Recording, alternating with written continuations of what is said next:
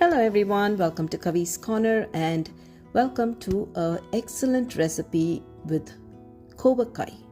This is called tindora in Hindi and kovakai in Tamil and ivy gourd in English. We're going to make one of my favorite recipes using this particular vegetable, which not many like, but this recipe is so good, even the ones who don't like it will eat it. But this is in Tamil, so here it goes. Hello வணக்கம் மக்களே.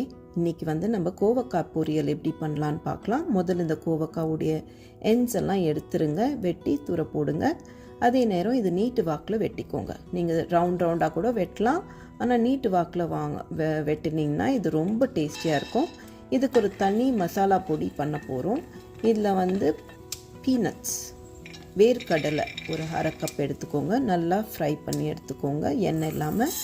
அதே நேரம் ஒரு 1/4 cup கடலைப்பருப்பு, 6 வரமிளகா எடுத்து நல்லா toast பண்ணிக்கோங்க. ஒரு 1 டீஸ்பூன் சீரகம், ஹோல் சீரகம் யூஸ் பண்ணுங்கள். அது கொஞ்சம் நல்லா பொரிஞ்சு வந்ததும் நீங்கள் 1 டேபிள் ஸ்பூன் எள்ளு ஆட் பண்ணிக்கோங்க. வெள்ளை எல்லோ கருப்பு எல்லோ ஏதோ ஒன்று ஆட் பண்ணுங்கள். அண்ட் ரொம்ப அழகாக இது பாப் ஆகும். அப்போ நீங்கள் ஸ்டவ் ஆஃப் பண்ணிவிட்டு அந்த பேனுடைய சூட்டுக்கே அது நல்லா பொரிஞ்சு வரும். அப்புறம் நீங்கள் இன்னொரு ட்ரை பிளேட்டில் ட்ரான்ஸ்ஃபர் பண்ணி கூல் பண்ண விடுங்க. எல்லாம் ஆறணும், ஓகேங்களா? இப்போ நம்ம காய் ரெடி ஆயிடுச்சு. நம்ம வேர்க்கடலைக்கும் ஆறிட்டு தோல் எடுத்திருக்கேன், மற்ற எல்லா மசாலா பொருட்களுக்கும் ஆறி வச்சுருக்கேன். இப்போ நம்ம ஒரு தாளிக்கணும், ஓகேங்களா?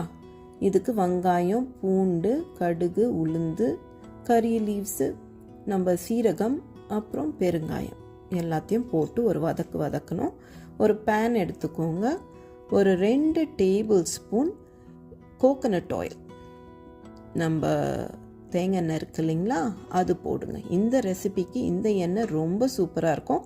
உங்களுக்கு இல்லைன்னா எந்த எண்ணெய் வேணாலும் யூஸ் பண்ணுங்கள், ஒன்றும் பிரச்சனை இல்லை. இதில் கடுகு உளுந்து போட்டு கொஞ்சம் நல்லா பொரியட்டும். அதுக்கப்புறம் நம்ம சீரகமும் பெருங்காயமும் போட்டு கொஞ்சம் வறுபட்டப்புறம் நம்ம வெங்காயத்தை போடுவோம். இது நல்லா ஃபைனாக நறுக்குன வெங்காயம். இதை கொஞ்சம் ஒரு கலர் வரட்டோங்க. நல்லா வதங்கின அப்புறம் நீங்கள் இதில் கருவேப்பிலை போடுங்க. கருவேப்பிலை முன்னையே எண்ணெயில் போட்டிங்கன்னா ரொம்ப தீஞ்சு போயிடும், கரிஞ்சு போயிடும், அது தேவையில்லை. இப்போ நம்ம பூண்டையும் போடுவோம். இதுக்கு நல்ல ஒரு ஃப்ளேவர் தரும். ஒரு 15 பல்லு பூண்டு நல்லா ஃபைனாக வெட்டி போட்டிருக்கேன். இப்போ நம்மளுடைய மசாலா பொடி அரைச்சிக்கலாம். நம்ம வெங்காயம் வதக்கிறதுக்குள்ளே இதை பண்ணிக்கலாம், ஓகேங்களா? வரமிளகா அடியில் போட்டிங்கன்னா அது நல்லா மையாக அரைஞ்சிரும். ஆனால் இது ஓவரால் ஒரு நல்ல ஒரு கோர்ஸாக குறைன்னு அரைச்சிக்கோங்க, ஓகேங்களா? இந்த மாதிரி இருக்கணும். அதே நேரம் நம்ம வெங்காயமும் நல்லா வதங்கி வந்துருச்சுங்க. இப்போது நம்ம கோவக்காயை போடுவோம். கோவக்காய் ரொம்ப ஹெல்த்துக்கு நல்லதுங்க. நிறைய பேர் இதை சாப்பிட மாட்டாங்க, ஆனால் இந்த மாதிரி பண்ணி பாருங்கள். இந்த பீனட் பொடியோட ரொம்ப அட்டகாசமாக இருக்கும். எல்லாம் சாம்பாருக்கு, ரசத்துக்கு, மோர் குழம்புக்கு, அல்லாட்டி சப்பாத்தி கூடயும் சூப்பராக இருக்கும். இது கொஞ்சம் நல்லா வதங்கி வந்தப்புறம் நீங்கள் உப்பு, தேவையான உப்பு, அப்புறம் 1/2 டீஸ்பூன் மஞ்சள் தூள், 1/2 டீஸ்பூன் மிளகாத்தூள் போட்டு நல்லா வதக்கி எடுத்துக்கோங்க. இது அனல் ஒரு மீடியம் ஹையில் வச்சுக்கோங்க. ஒரு 1/4 கப்பு தண்ணி ஊற்றிட்டு இது கொஞ்சம் நல்லா ஸ்டீம் ஆகி வேகணும், ஓகேங்களா?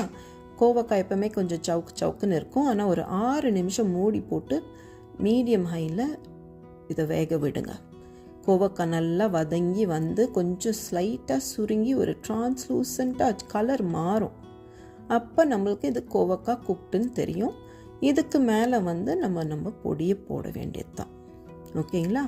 அரைச்சி வச்ச பொடியை தூவிட்டு, அதே நேரம் நம்மளுக்கு கோகனட், இது டெசிகேட்டட் காஞ்சு போன தேங்காய் இருக்குது இல்லைங்களா, நீங்கள் ஃப்ரெஷ்ஷாக கூட யூஸ் பண்ணிக்கலாம். ஒரு 2 டேபிள் ஸ்பூன் மட்டும்தான் போடுறேன். நீங்கள் வேணும்னா அதிகமாக போடணுன்னா இன்னும் போடலாம். அப்புறம் ஒரு டேபிள் ஸ்பூன் தேங்காய் எண்ணெயும் மேலே விட்டிங்கன்னா இன்னும் டேஸ்டியாக இருக்கும்.